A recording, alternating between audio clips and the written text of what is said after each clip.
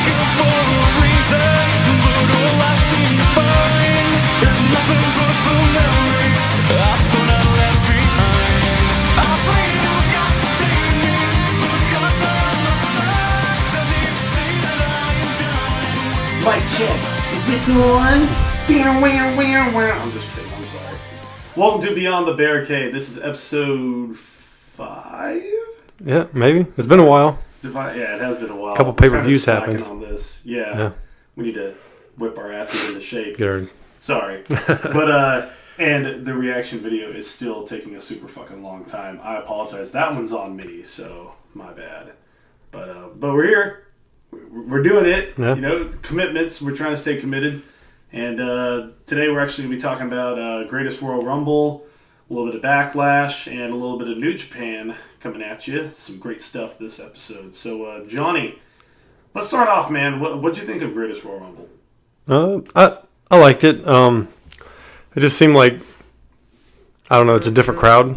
So, I don't know how much they were into it. Like, sometimes it felt like they were into it. Other times, like, just the crowd. I don't know if it's just because of where they were at, because they're in Saudi Arabia, right? Yeah. So the funny thing they had no women's matches on there. I think they did that on purpose. Yeah. Well, it's because of like the culture over there and everything. But the funny thing that I found about it is that like you could tell like the wealthy people when you're looking in like the camera view, you know, the hard camera. Yeah. You could see beyond the barricade. Plug there. You could see beyond there like the guys sitting in like the super comfortable chairs. They had like their arms sprawled out and everything, and you could tell who the wealthy people were and who the peons were. It seemed like a lot of them had like the same outfit on too. Oh yeah, yeah, and that's just a culture thing. So, thing. But you know, did you feel like the crowd was not really that into it? I mean, like maybe it's just kind of like that New Japan crowd. Like they just watch intently, and then when they see something good, just yes, you know, something like that. Yeah, more like Japanese kind of style, like, oh, that was cool. Yeah. But they're quiet. Yeah. Other than that.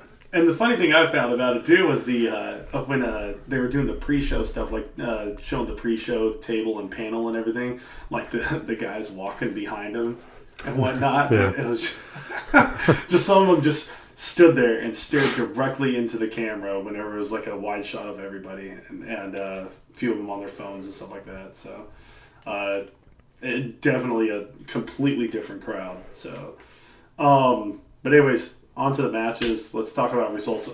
First off, I kind of want to gauge like who you thought was going to win each match, right? And then just see, because I know we didn't do predictions or anything like that, but I kind of want to see like who you thought was going to win. So for John Cena versus Triple H, I didn't think that would happen so quickly, but I kind of figured John would win. Yeah, I had the John Cena feeling too, just because he seemed like he was on a losing streak, and you know Triple H is got pretty good about jobbing for people lately, I guess. Yeah, he was never like that. Yeah. If you look back, his world title run, he wasn't jobbing for nobody. No. Instead of the sledgehammer, they should have gave him a shovel. Yeah, he buried people. Buried them. Yeah, but now like I just like Triple H in general now, especially to see what he does behind scenes and stuff. Absolutely. And I just had a feeling John Cena, just because it was a big event. A lot of people, he's world known. A lot of people like him. It's kind of like the hero, you know. Yeah. And I guess when they're doing a lot of the kids around there, just kind of feeding into them a little bit. That. Yeah, I got you. The match itself, nothing spectacular. I mean, it was pretty cool seeing like Cena kind of going back to his roots, you know, his root character. Triple H was the whole, oh, you can't see me mocking gesture and everything. And then, I thought that it was entertaining, but it wasn't like anything out of their repertoire, you know? No. So, I'd give it, solid. Yeah, I'd give it a B. B match. Solid B B match. Yeah, it wasn't terrible. Going on to the Cruiserweight Championship, we had Cedric Alexander defending against Kalisto. Cedric Alexander retains. No surprise there. Yeah. Kind of had that pinned down. Yeah, I didn't think... Yeah, he just got it. I didn't think he was going to turn around losing in a week. No, so, especially to Kalisto. I mean, Kalisto's already held it. And it's kind of... You kind of had to figure when it's all this stuff in a foreign country... I didn't even know Kalisto was still around until they announced that match anyways. Where's he been? I had no idea that he was still hired and still working with WWE. But here he was.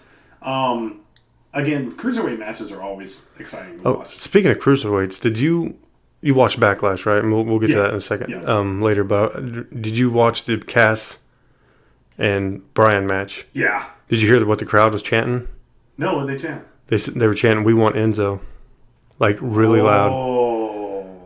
Like to Cass while he was during the match. That's Damn. Yeah, you don't remember hearing that part? No, I don't think I was paying attention. I think I had it like on low volume because I was next to my wife in bed and she was sleeping. So I think I was just watching the match. But I'll have to go back and listen to that because I'm pretty sure that's what they were chanting. We want Enzo. So I did see him kind of look at the crowd a few times. And it's like discuss. So I get that. Okay, yeah. But back on topic. Back here. So, what would you give this match? I mean, you had to expect flips and everything coming into it. So I'd say like C+. It wasn't anything spectacular, but it was there. Yeah, it kind of everything that you would expect. And, I mean, it's not bad. Yeah.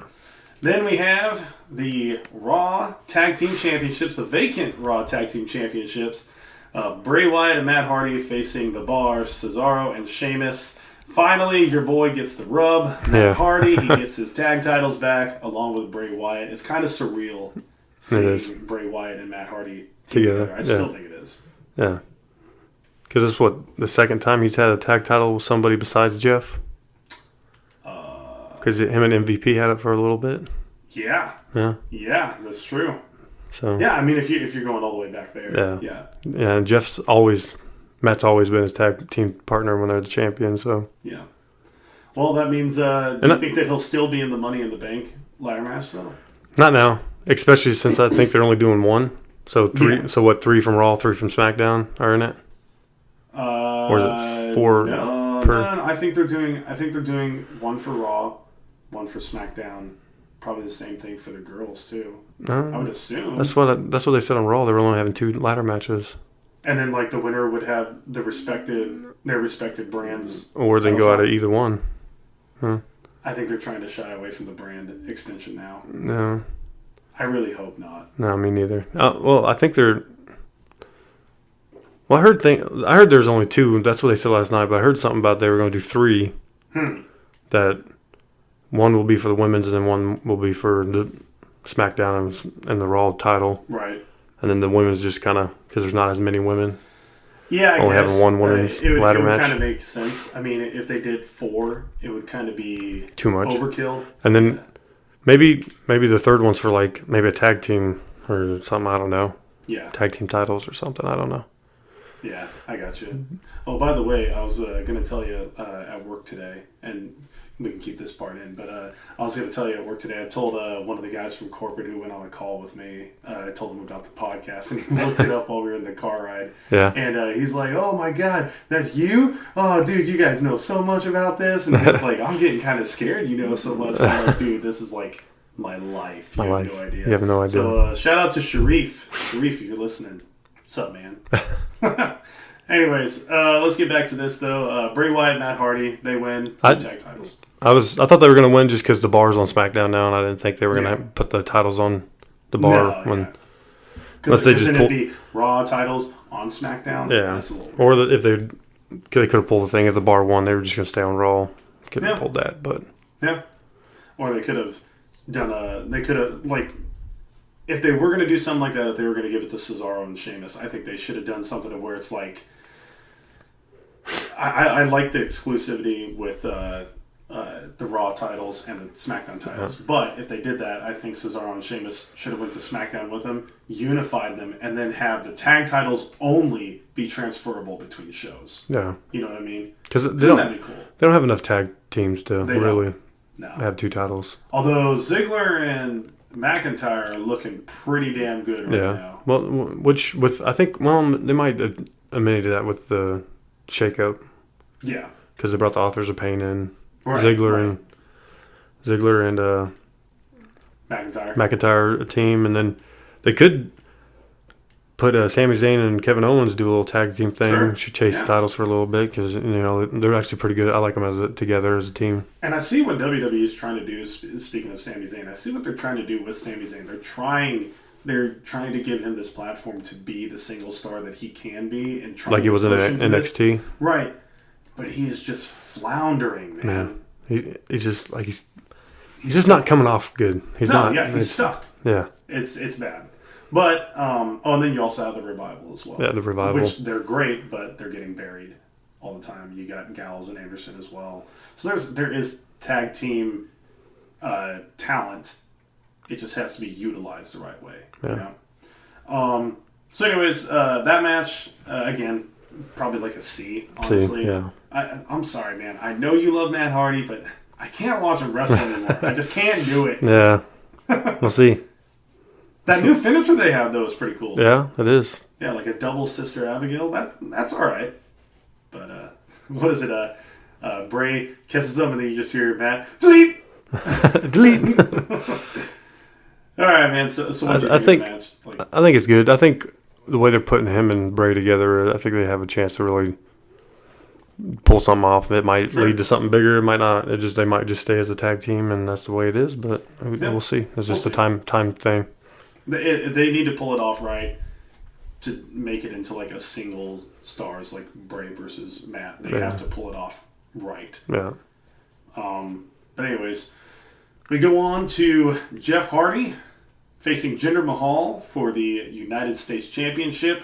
Again, Jeff Hardy just kind of knew he was going to win. Yeah, you kind of knew with each one of these matches Because which one was going the reason they even put the title on Jeff is to keep it to SmackDown. So the next day he went to SmackDown. And it looks like Jinder's going to be doing something with Roman Reigns anyways from this past Raw, so that kind of cancels them out from doing it. I mean, we didn't know that at the time, but still.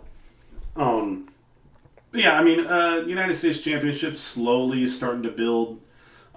It's slowly starting to be even with the Intercontinental Championship. Because they're putting it on the right guys. They're not putting it on. They're giving it to Orton. They're giving it to Jeff. Bobby Roode. Roode. You know, they're starting to give it to good people. Jinder Mahal kind of lessened it a little bit. He was a bridge. It was actually a bridge. It was like all right. Wasn't it the next night he lost it to Jeff? No, not the next night. Not week after. Yeah, because the next night was the night after Mania, and then the week after they started the shakeup. Yeah.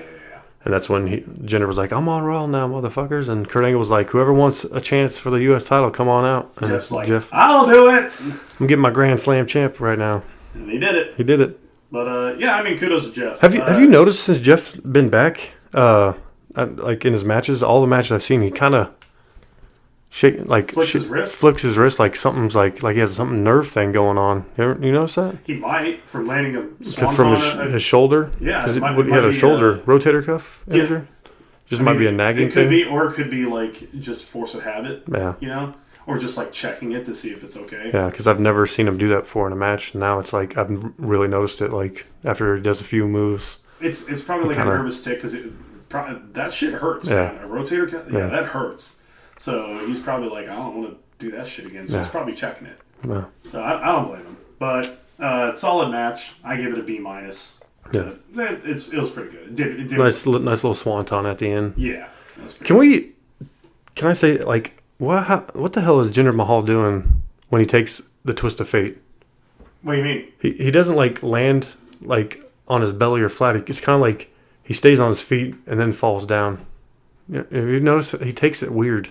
Oh, you mean kind of like how Batista took RKO's and everything? Yeah. He's like going to a knee, like he's letting him basically doing a stunner. He does like he's going to sit on his knees, right? But then he just kind of like splits his legs, barely lets his shoulders touch, and then does it that way. Yeah, he did it like Batista takes an RKO. It's like weird. It's like he's scared to take the twist of fate, or I don't know. But I don't know. But it looks like it hurts even more when he does it. Yeah, it's like you're getting a stunner. Yeah. Almost, pretty much. Yeah, it's weird. I don't know, but he needs to fix that shit. Yeah. He's going back to the mid card. It's all right. That's all right. But you know what? Actually, we do need kind of a mid card right now, so he's a solid mid carder. They built him up to it. I'm kind of backing behind him a little bit more. I don't know. Then we move on to Bludgeon Brothers, Harper and Rowan facing the Usos. We all knew how this was going to play out. WWE SmackDown Tag Team Championships. In 5 minutes, Usos got squashed. Yeah. I mean, they had a pretty decent offensive set there for a second, and then Bludgeon Brothers just kind of Well, yeah, but the Bludgeon Brothers are just way too powerful right now. Yeah, they're making them look like an unstoppable team. So. Yep, and I like it. They need that kind of tag team in there. They need that unstoppable force kind of team, you know. And I'm glad that they're actually giving Harper and Rowan the push that they deserve, you know. So I give it, you know, solid match. Was Harper on? Was it Rowan that was on the shelf for a little bit? Rowan. Yeah. No. Harper did get hurt, and I think that's the reason why he was starting to be a contender for the WWE Championship. Yeah, because he got hurt, and so he was put on the shelf. Let's try and move this along a little bit. We got the ladder match for the Intercontinental Championship. Seth Rollins defeats Finn Balor, Samoa Joe, and The Miz. We kind of knew that Samoa Joe wasn't going to win this because he's going over to SmackDown. The Miz... SmackDown. Miz is on SmackDown, so it was really a toss-up between Seth Rollins and Finn Balor, which actually came down to that of when Seth Rollins pulls off a great move of where Finn Balor is sitting there struggling with the championship. He jumps from the ropes to the ladder, climbs up, and gets it right in front of Balor.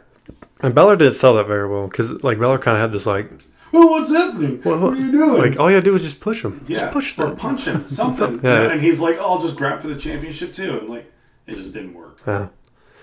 He didn't sell it right, or it just, I don't know, just after seeing so many ladder matches, I'm just not used to that kind of ending, maybe. Yeah. I mean, honestly, I think that was the show stealer, dude. Yeah, I thought that match was really good.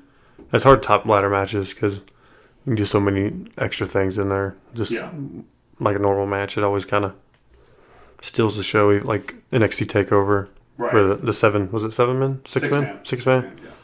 It stole the show, so yeah. Yeah. So we go on to AJ Styles, Shinsuke Nakamura, WWE Championship, fought to a double countout. How do you feel about this ending? I didn't like their Mania match and this match. I didn't like either one. It is not up to the hype. Yeah, we're going to get to the Backlash, but their Backlash actually had a very good wrestling match. They were wrestling very good. And then, once again, a shitty finish. Yeah. What was it? No contest or something like that? No, it was like a 10 count. They both were down and he counted a 10 or something. But it's no disqualification. Okay, so obviously they're building this up to be like Hell in a Cell or something like that. Or like, you know, you can only win one way or something like that. Or Last Man Standing. There's got to be something building up to this. You know, has to be. I think whoever's making the decisions on these matches really have to take into account how talented both of these guys are. And for them to be ending it on no contests, double countouts, you know, stuff like that, it's just making them look weak. Yeah. And they're not. But I thought that they had a solid match going for Greatest Royal Rumble. And then, of course, Shinsuke with his low blows, his patented low blows, you know, Ric Flair-like. But, I don't know, man. It's interesting how they're pulling this with them. I'm just not liking it because I get it. They, you know, if AJ would just beat him twice, then they'd be like, "Well, I already beat you. We need to move on to my next opponent." Right. And they're trying to keep the story going for a little bit. And I get that's why they're doing these stupid finishes like this. But well, I think that the next one, I keep on putting my money on Shinsuke. Yeah. You know. But he's not doing a very good heel thing right now. I think he's doing fine. Yeah. I think he's doing all right. The little low blow thing, I'm just not digging it. Yeah. He needs to be... Well, the thing is, like, he's not a believable dominant heel. No. You know, like how Christian, when he was a heel, like, that's the kind of tactics that he would pull out. Believe it. Right. That's the kind of heel that Shinsuke's probably going to be. You know, he's not a big guy, so he's not going to be dominant. No, he's not. So he's got to think dirty tactics. Next we had the Undertaker versus Rusev casket match. Kind of an odd matchup. Yeah.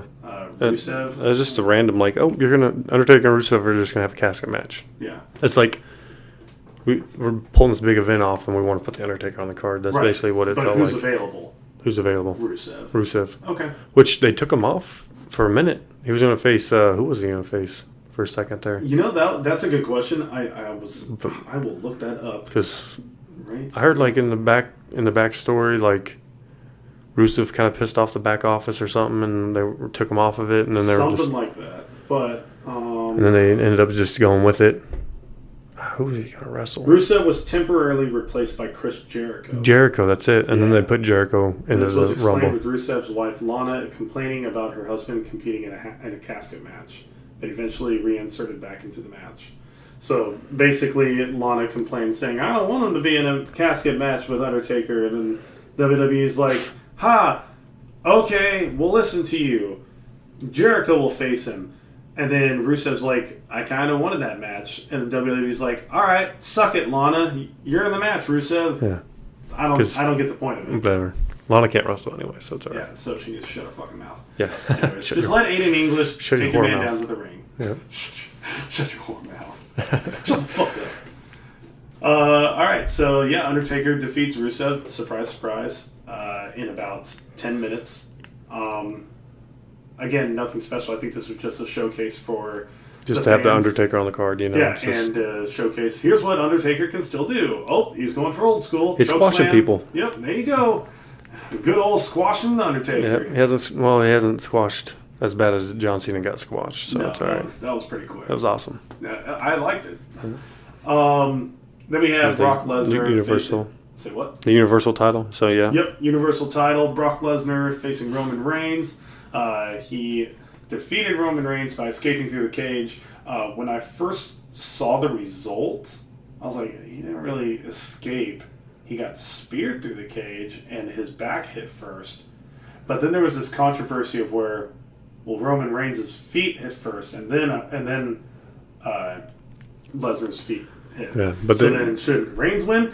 But I think it's whoever exits the cage first. It's like the Whoever touches the ground first. But right. I don't really know what their like specific rules, because like the Royal Rumble is both feet have to touch the ground, so Yeah.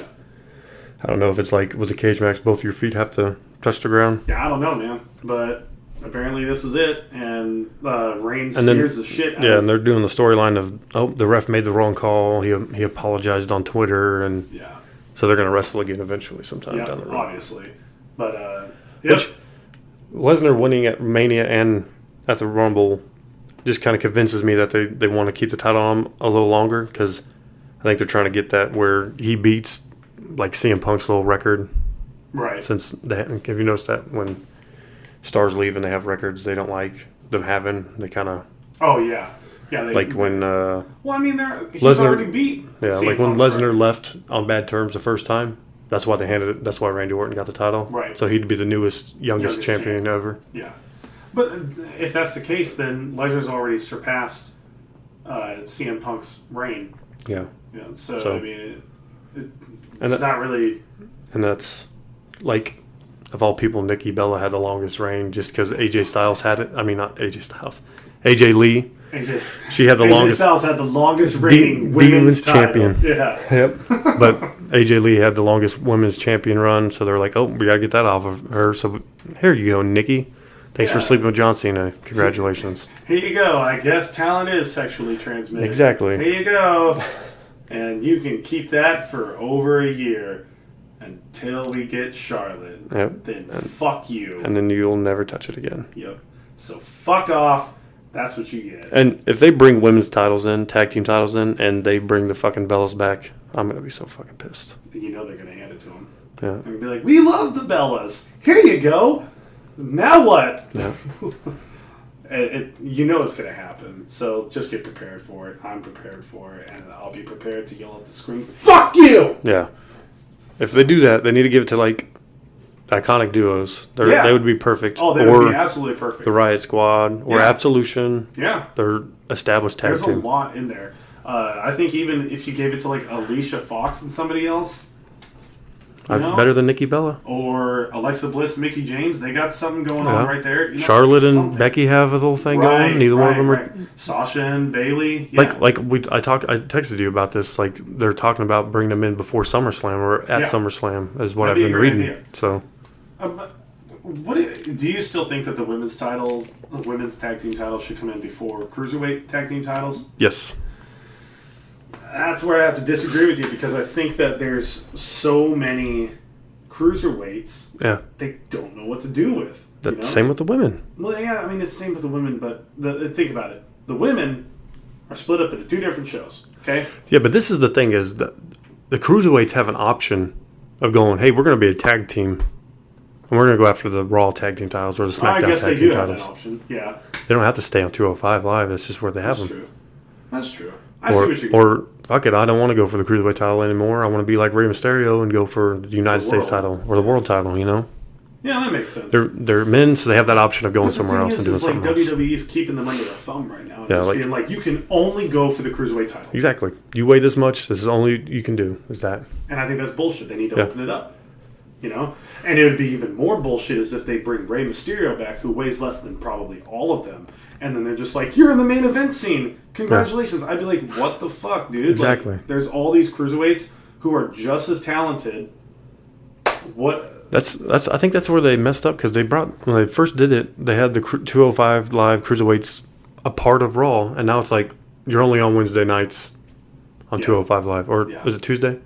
It's something like that. Tuesdays. Tuesdays after SmackDown, right? Because Wednesday is NXT. NXT, yeah. Yeah. So They should have it on Thursday. I mean, it's pre-taped anyways. Have it on Thursday. it's on the network anyways, isn't it? So yeah. Yeah. All right. So Brock Lesnar wins. Roman Reigns complains. Same old story. Same old dance. I actually liked it. It was a good back and forth match until the ending. Yeah. It was actually Roman Reigns was looking good. Yeah, they had Lesnar dominating at Mania, and then they had Reigns dominating at Greatest Royal Rumble, but it just didn't pan out his way. So then we go on to the final match of the night, this 5-hour epic. It is the Greatest Royal Rumble, 50-man Royal Rumble, with who else? Braun Strowman winning the Royal Rumble. I think that's a fantastic choice. Yeah.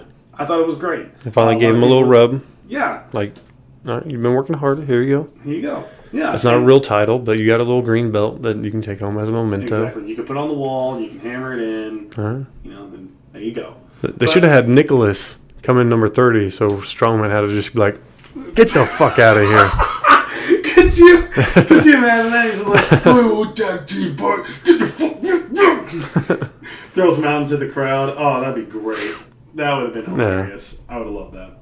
But yeah, he came in at 41, and the thing about it was that what was it? This big old dude from NXT called Baba Tunde came out, and he used to play in the NFL. He's just as big as Braun Strowman, right? Like just as tall. And didn't Strowman throw him out like he was nothing? Like, Yeah, he's like, get out of here. I'm the big go back guy. to NXT. Yeah, see ya.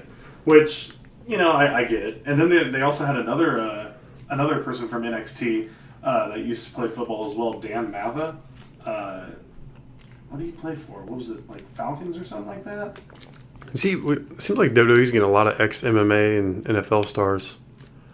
Like Ronda Rousey's other two female buddies just joined the Performance Center, so that would be should probably show up in NXT he played soon. for the Bengals. Yeah, he played for the Bengals. What was his name again? Dan Matha, M-A-T-H-A, or M-A-T-H-A. Yeah. Sounds familiar. It does. Yeah. The last name, not the first name. The last name sounds familiar. Right. Dan's kind of a popular name, so. Hey, I'm Dan. So they had the Great Khali made a surprise return. It wasn't that surprising because of where they were at. Exactly. I know he's not probably from Saudi Arabia, but he's from India. India. So, but got eliminated real quick by Braun Strowman and my boy Bobby Lashley in 31 seconds. can we say the Hornswoggle segment? Like, I thought it was cool. Dumb. It was dumb to an extent, but I thought it was like, okay, cool. We brought him back. He was in the match. Blah blah blah. But he fucking made Kofi look like a bitch. Like, this multi-time singles competitor just looked like a bitch. Yeah, I hate Hornswoggle. I've always hated him. I think it's stupid. And he's the one that killed the cruiserweight division. Exactly. Yeah. So fuck him.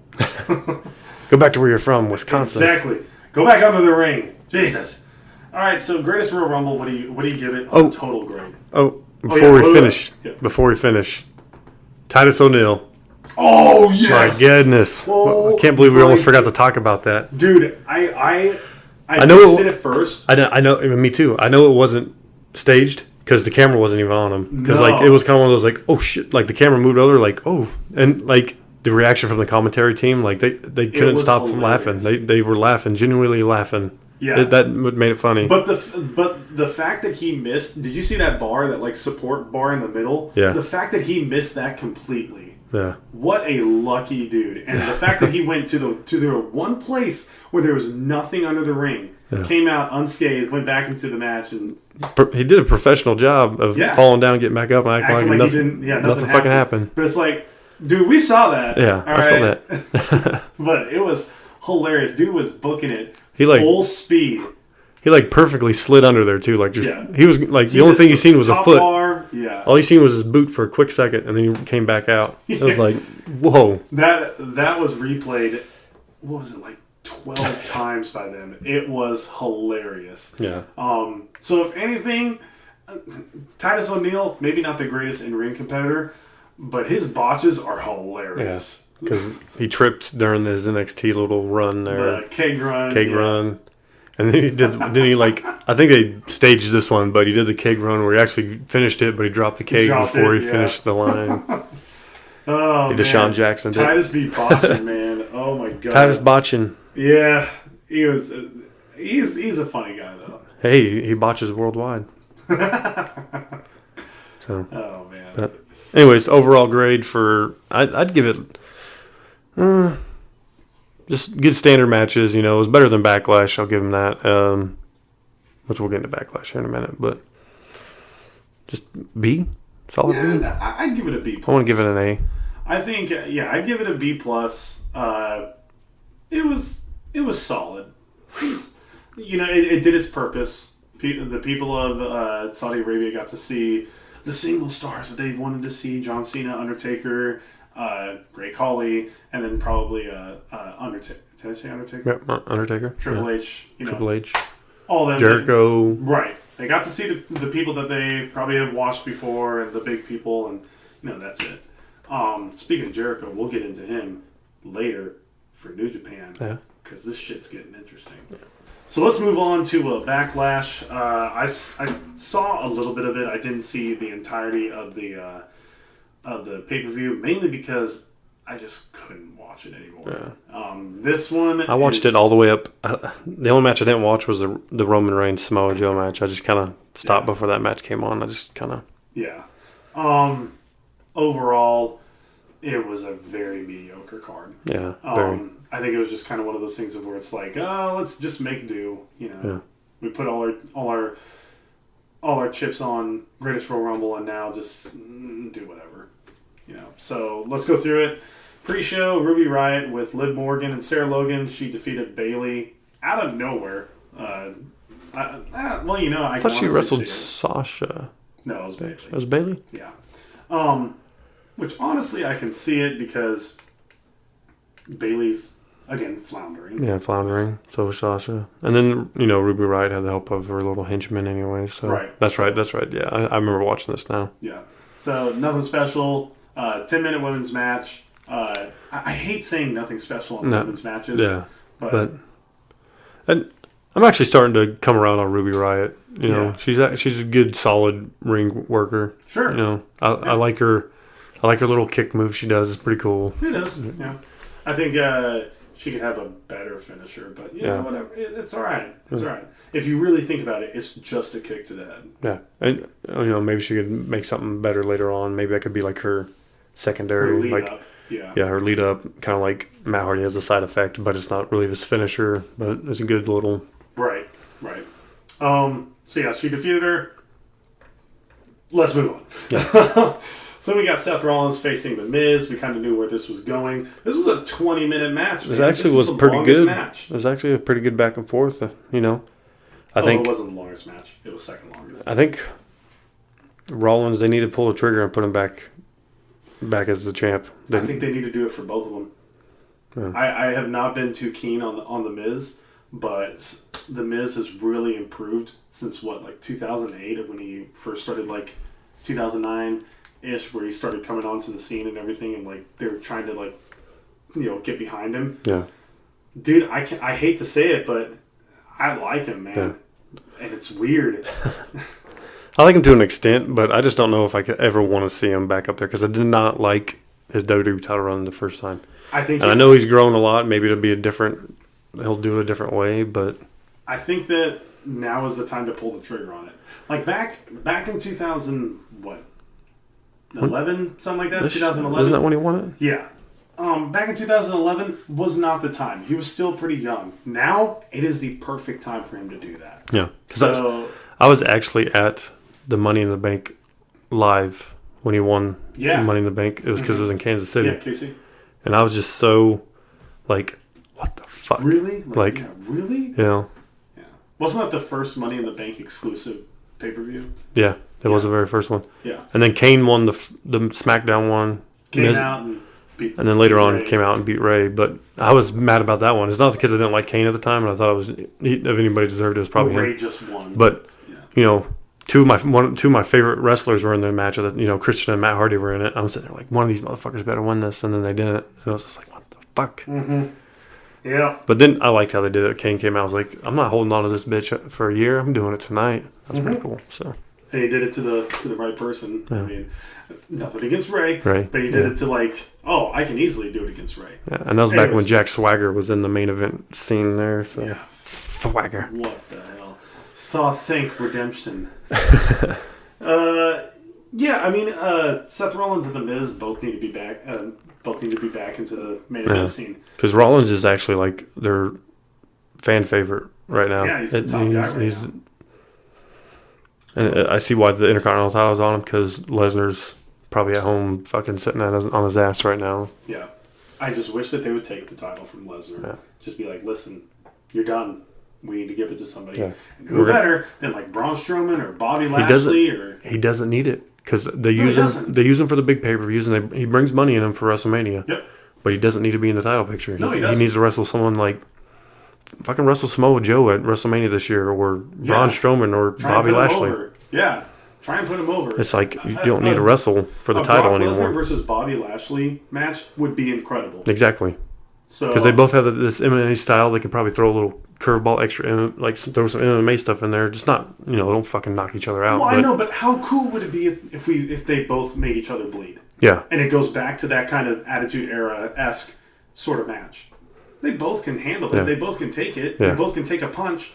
Yeah. Why not? Throw some crazy submissions that we've never seen before. Like, right. I think they could.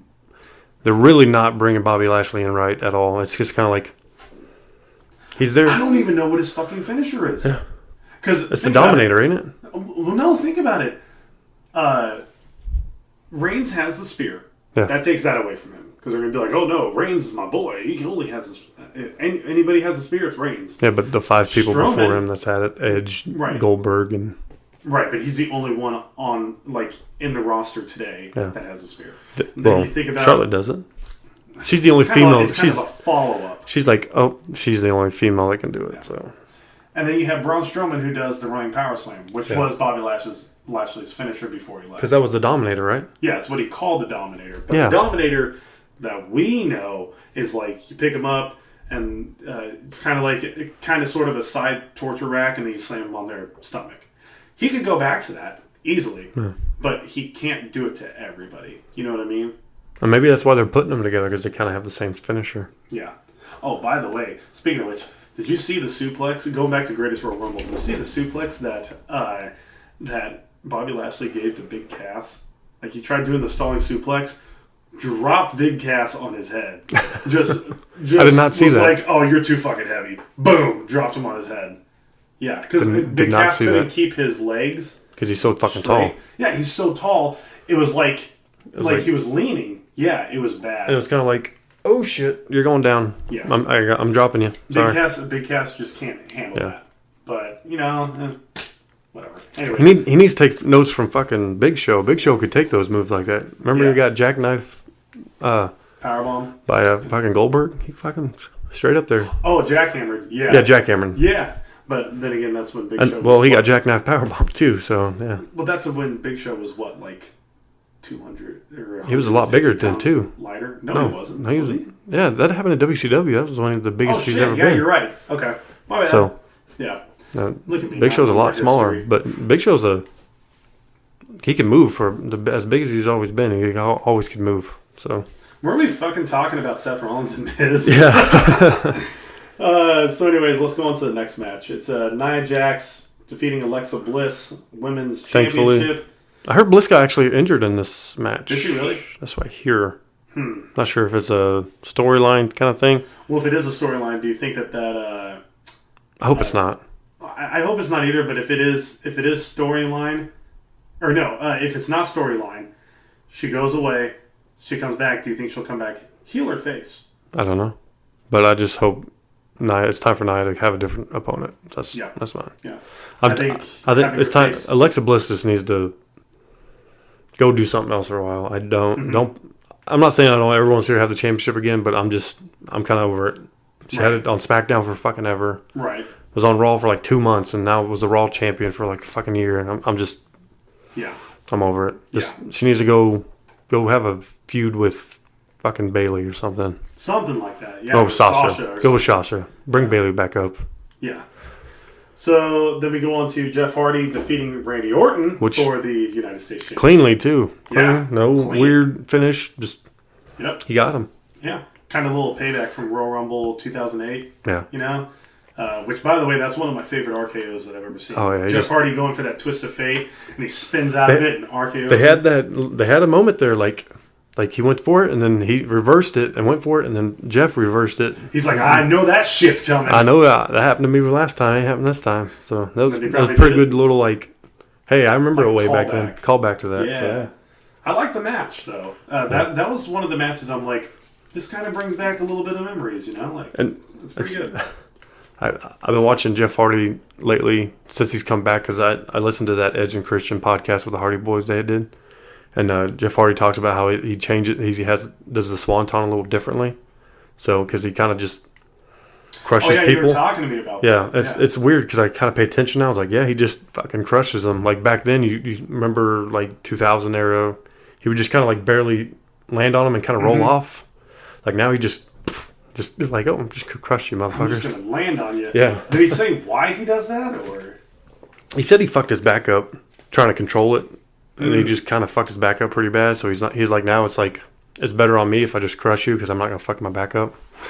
So it's like, fuck you. I'm saving me. Yeah. I'm taking care of myself first over you. You have to listen to that whole podcast. It's hilarious. It's pretty good. Yeah. When they had the Young Bucks on there, it was a pretty good one too. And then they had... I've listened to that one. Kenny Omega was on there. It was a pretty good one. I love that they kind of explained with the Young Bucks one. They explained of how Young Bucks had the idea of invading Raw with the Bullet Club and everything. Yeah, and how they like watched DX before, like the night before, getting like ideas when DX. They were actually like, didn't they say they were like in talks with WWE to actually do a thing? Actually like show up in the arena, and then NJPW was like, no. I'm like, what the hell? Why would you do that? So that's money. I think there should be another invasion angle, but they need to do it right. Yeah. Kenny Omega needs to lead that charge. Yeah, just bring it. It doesn't have to be a one company. Just a group of outside guys from like maybe Ring of Honor, TNA, New Japan. Yeah. Just bring them together because you got Cody, you got Kenny, Young Bucks. Yeah, you got a lot of people. Tama Tonga, Johnny Impact, if you want it, you know. Ospreay. Yeah. Yeah. I mean, you got a lot of people. Huh. But all right, so let's move on. Daniel Bryan defeated Big Cass by submission. I don't like the way that this ended, mainly because it ended so quickly. You made Big Cass look like a bitch. Yeah. And I think this is kind of like highway robbery of the night. Yeah. If you're trying to push Big Cass, why the fuck would you do this? Because Big Cass just ain't a heel, man. Like most people, being a heel comes easy, but for him, it's not believable for me. I believe it. I don't. I mean, you might call me a gullible fan, but no, I don't. It's just so. I just don't. Like, I think he'd be better as a babyface. I do like his finisher though. The running big boot. That's pretty good. But I don't know.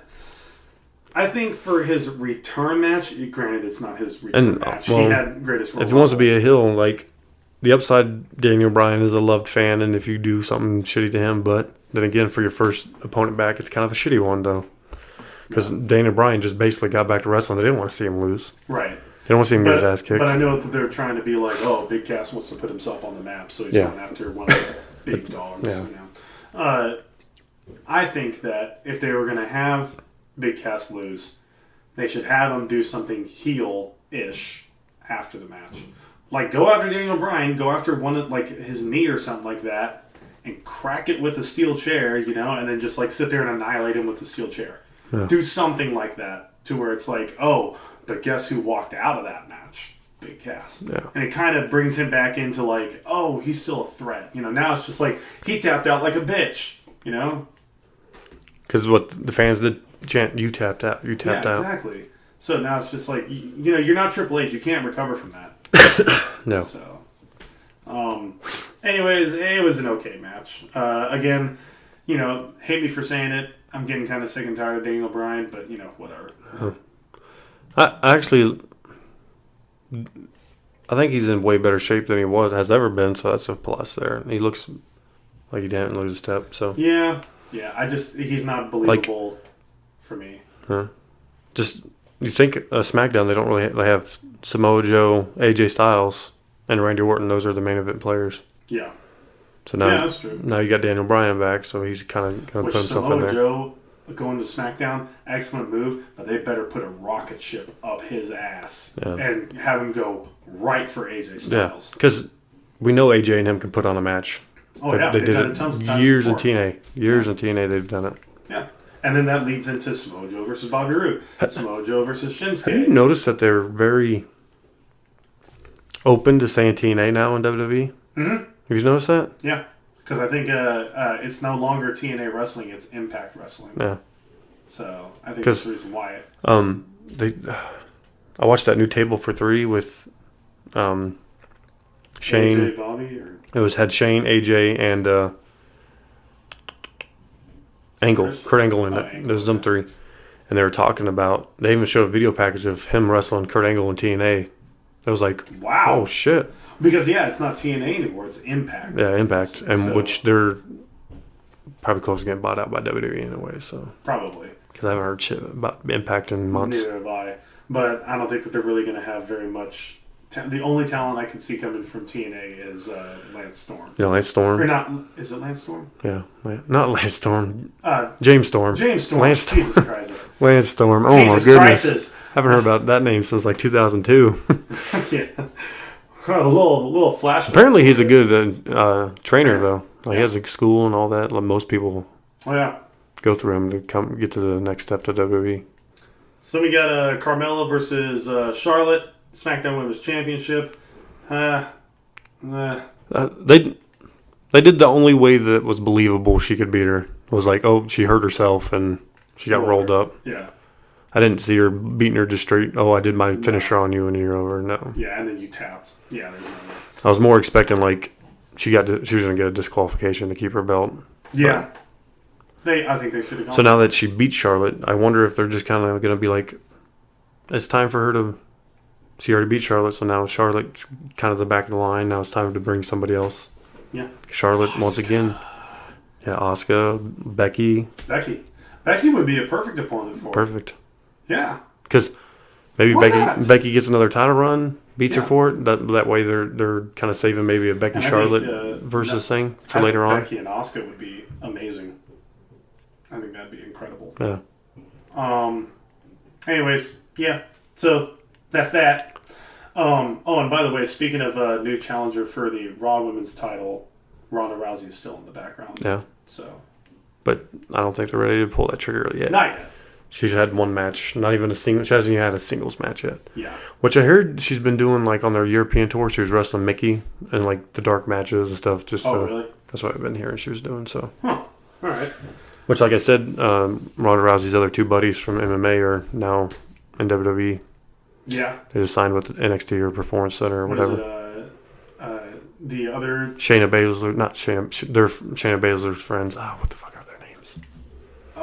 It's the four horsewomen of MMA. I know who you're talking about. I just can't think of one's like now. Fucking super tall. Super tall. All right, well, anyways, we got... let me think on that. So. We got AJ Styles, Shinsuke Nakamura, ended in a no contest. We kind of both already expressed our feelings about this. It was a good match leading up to it. Yeah, and then probably the best matches they've had. Yep, and then just dropped the ball. Shitty finish. Yep, but I think it'll lead into something like Last Man Standing or something. Money in the Bank, something crazy. Last Man Standing, and then... That's what I thought. Yeah. That opens up for a Money in the Bank cash-in, maybe? Because they're both... Their asses got beat. So. Yeah. And then we have Braun Strowman, Bobby Lashley defeating Kevin Owens, Sami Zayn. Squash match. We kind of knew that was going to happen. Yeah. Kevin Owens, Sami Zayn kind of falling down in the power rankings, basically. But Braun Strowman and Bobby Lashley, what a hellacious force, man. Yeah. Like, there would be no beating those guys. Yeah, it's like, it's unfair to put them together. I think they just need to not go that route at all. Although, if they faced each other, Yeah. I think it'd be pretty good. And it could go the other way, though, where it's like a Batista versus Great Khali match, where it's like one lumbering giant facing the powerhouse muscle dude, and just kind of meh. But yeah, it was a good squash match, nonetheless. Actually, it wasn't really a squash match. It was kind of back and forth for a little bit, but then you kind of knew what was going to happen. Then you got Roman Reigns defeating Samoa Joe in 18 minutes. Fuck you, Reigns. I wanted Samoa Joe to win, but whatever. Yeah. What do you say about it? I mean, Samoa Joe has he has pretty good mic skills, a good ring worker. Just they need to put I believe it if he got the title. Like they need to. So now it's time for AJ and Samoa because he already kind of called AJ out a little bit. Mm-hmm. So they need AJ to finish whatever he's doing with Nakamura, and then they need to go. Yep, it's a good idea. All right, so now that we talked about WWE a little bit, let's go into New Japan. Some new news, and I'm going to start it off with the big news. We have Okada facing Omega for the 4th time in history. They both are tied. Omega has one win over Okada. Okada has a win over Omega, and then they also have a draw. So this will be their 4th time. This is the tiebreaker. Yeah. This is it. It's going to happen at Dominion. I honestly think, and I always put my money on Omega, because that's my boy. Yeah. All right, right now I'm wearing his shirt, the cleaner. All right, Yeah. He has to win this match. Like this has to be it. He said this is And for I'm not just saying just for him. I mean, like they're planning. My thinking, he has to win it. Why else would you they said bring this is for the title? This is for the title. Like the world big, Yes. their big heavyweight, Yes. their championship. And it's a no time limit. Best 2 out of 3 falls match. So they can go 1 for 1 and then bam. Yeah. So It's gonna when be is this? This is June 9th. June 9th. We need to watch this. Yeah. So This is going to be incredible. next month. So Yeah. yeah. And they both, in every single one of their matches, they put on 5-star matches or Yeah. better. So, this is going to be incredible. This could be the finally, like, he's put his time in, they finally reward him, and then this could be the thing he's waiting to do before he leaves New Japan. Because he says he still has unfinished business. Yeah. Once he finishes it up there, I don't see any reason why he shouldn't go to WWE. Yeah, any reason they come knocking on his door, then him not to say yes if he gets a title run there. And I think that WWE, if he wins this title and then he loses it, right, like later down the line, every single year everybody hopes for Omega to come through those curtains on Royal Rumble. Yeah, but it's the perfect opportunity. But I think they should not do it just because that's what everyone's kind of hoping for. Right. And do it the a night different. after. Do it the night after, or do it in a crazy And then he different comes way. and he faces. Say that AJ defends. Say that AJ's the champion, defends the title at Royal Rumble and retains it. Right. Yeah. And he's talking on SmackDown. He's talking on Raw. He's like, "Yep, I won. Just like I said I was going to. There's nobody in the back that can defeat me. Nobody in this company today can hold up to my standard." And then Kenny Omega comes out. And what a history that is. Or they can just throw a fucking curveball and put him in the Royal Rumble, and he fucking wins it. That'd be incredible. First night there, and he fucking wins the Rumble, and he's bam, he's going to main event WrestleMania. That'd be incredible.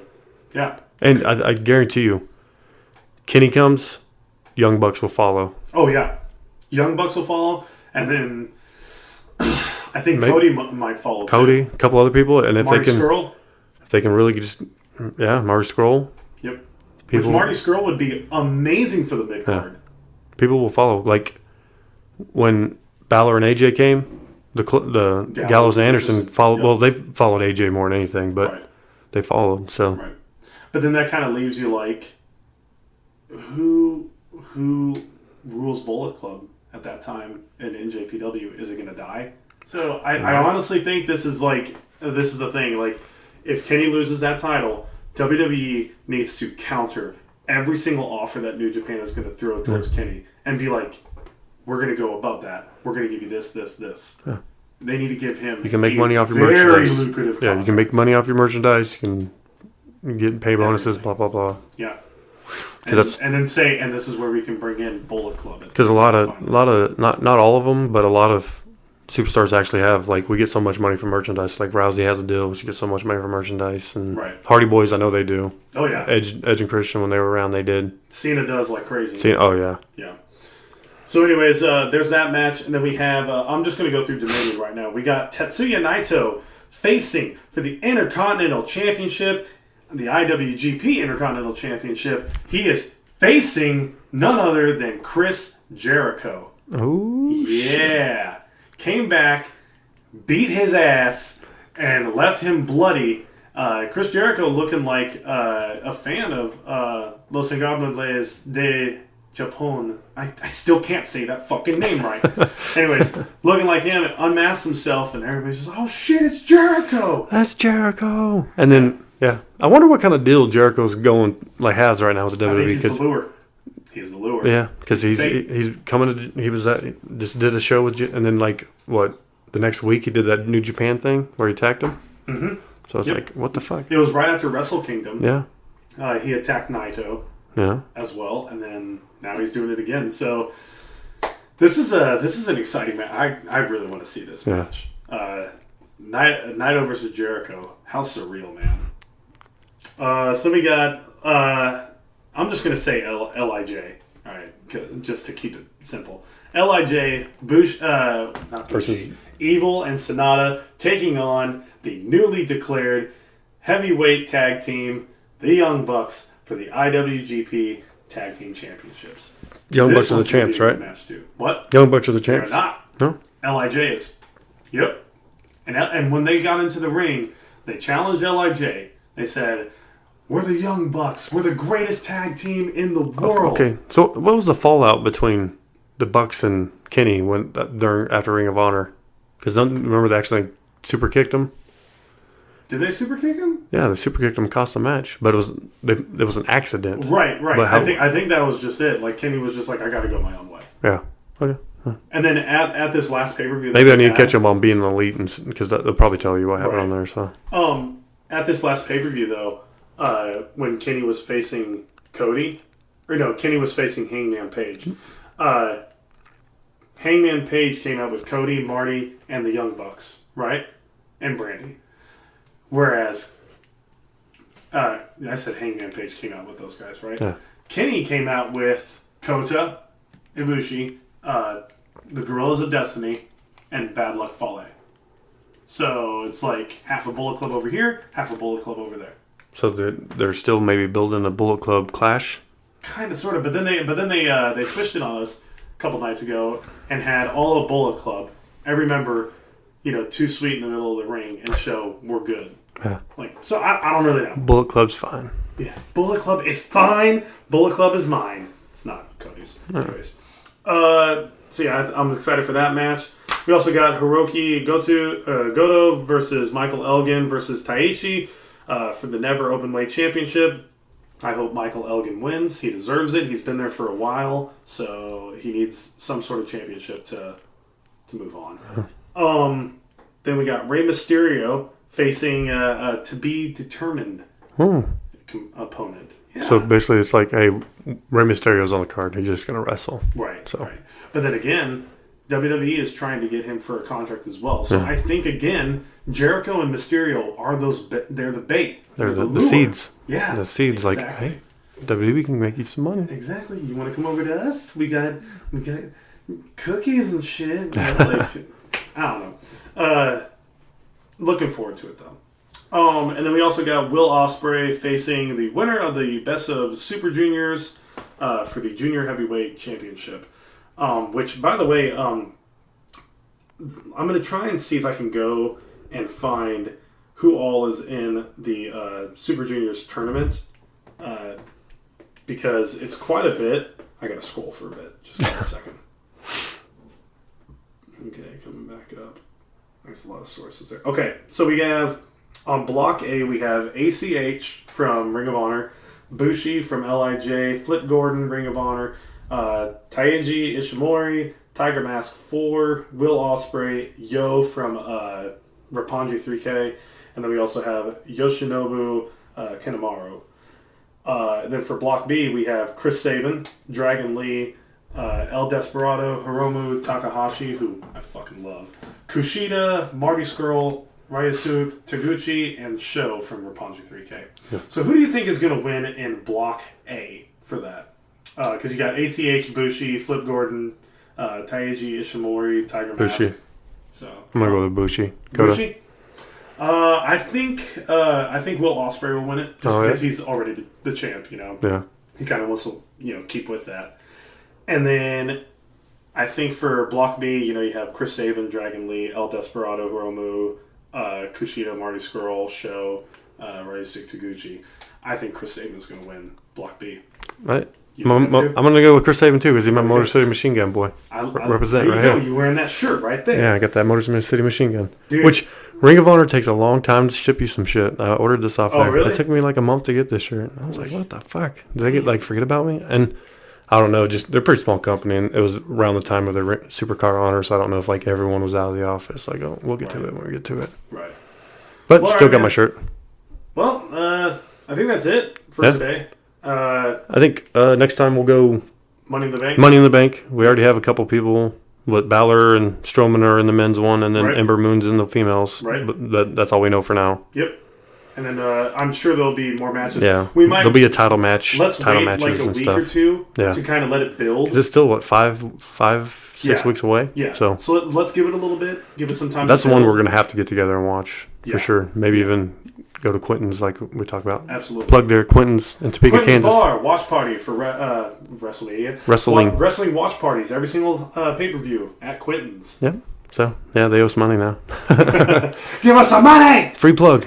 All right, man. Well, that's it for us. I'm Blake. I'm John. This is Been Beyond the Bit.